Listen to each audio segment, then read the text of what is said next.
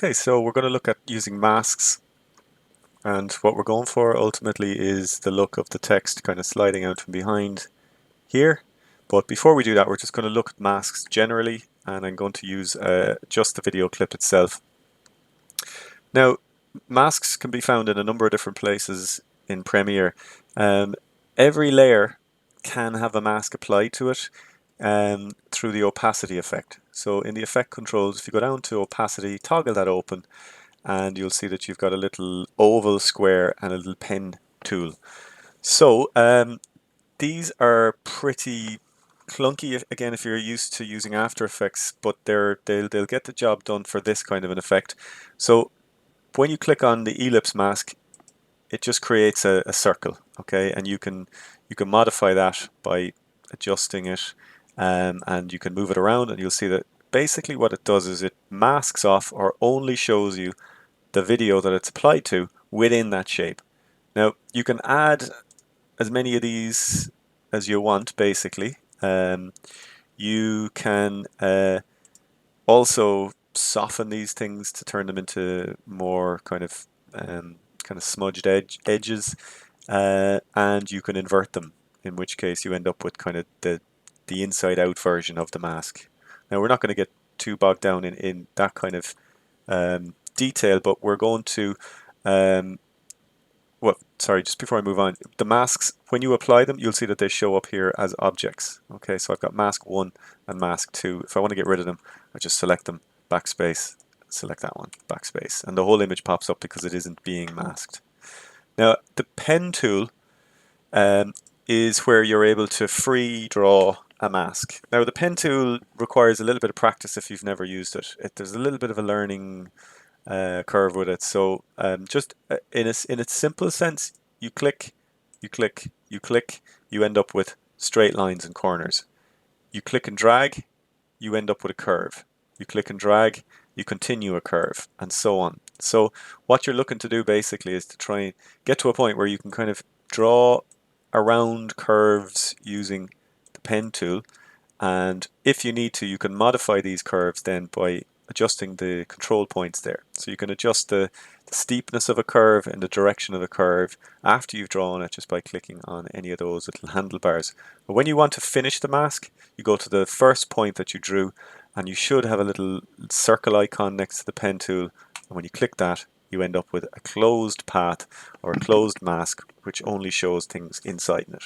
So if you don't see this kind of thing happening, you haven't closed the mask.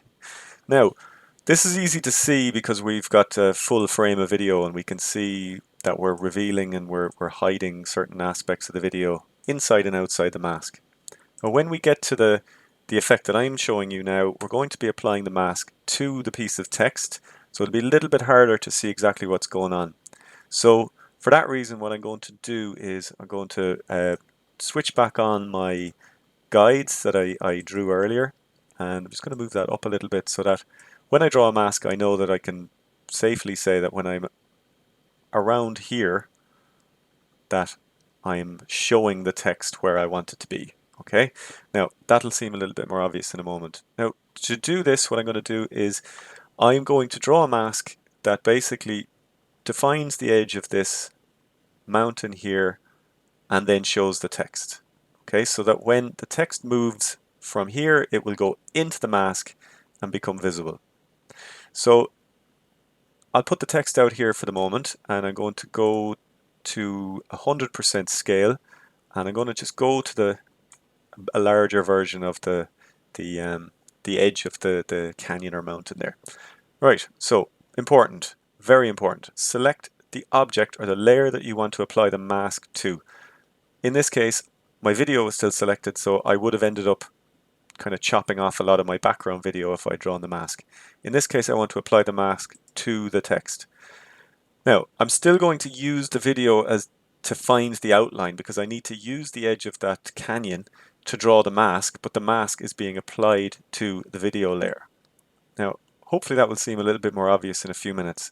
So I'm going to select the graphic layer that contains the text. I'm going to get my pen tool, and I'm going to start drawing. Now, again, you might need to practice with this I've been using the pen tool for quite a while, so I'm able to kind of draw curves. Now he says that, and then he makes a complete mess of it. I'm going to go back there and just tidy that up.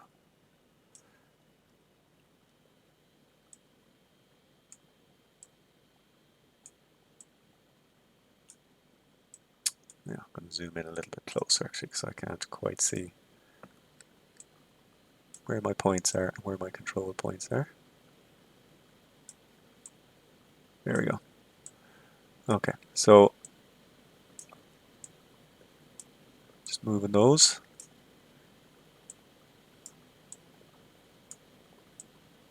So I'm roughly getting the edge of my cliff, and now I'll just carry on down there. Now I can zoom back out to fit and cover the rest. Now I go back to where I see the little circle, so I know I'm finishing my mask.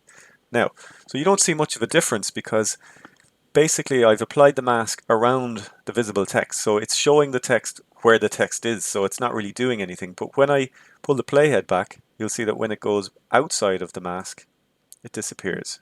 Okay, so if I were to just switch off the video layer for a moment, you'll see that it's only visible in the mask. And that's what masks do. So this kind of creates the illusion then that the text is in fact going behind the mountain, because the mask is actually defining the edge of the mountain and only showing the text when it gets into that mask. So I'll switch off my guides, and I might change the color just so you can see it a little bit more clearly. I'll go for a nice bright color just so you can see the effect. Not for aesthetics, purely for illustration. Bright green. Okay, so you can see there it is kind of coming out from behind, behind the mountain.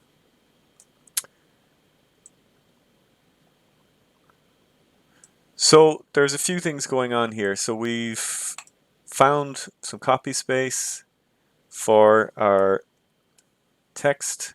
We've animated it to kind of land out there, and we've created a little bit of a compositing effect to make it look like it's part of the scene, comes from behind the cliffs, mountains, canyons, whatever.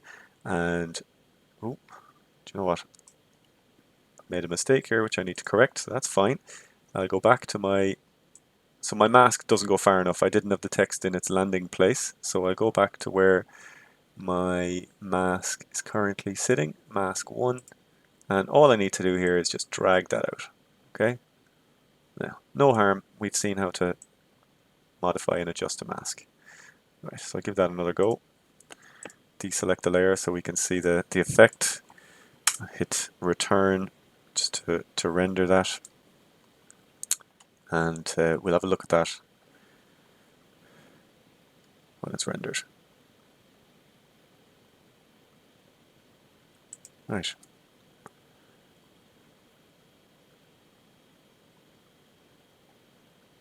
And there we have it. And it's gone.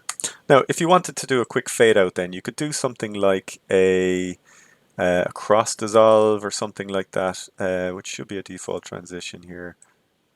Yeah, so it's just a gentle fade out after it lands. Fades out. Okay, so that should give you plenty to work on there.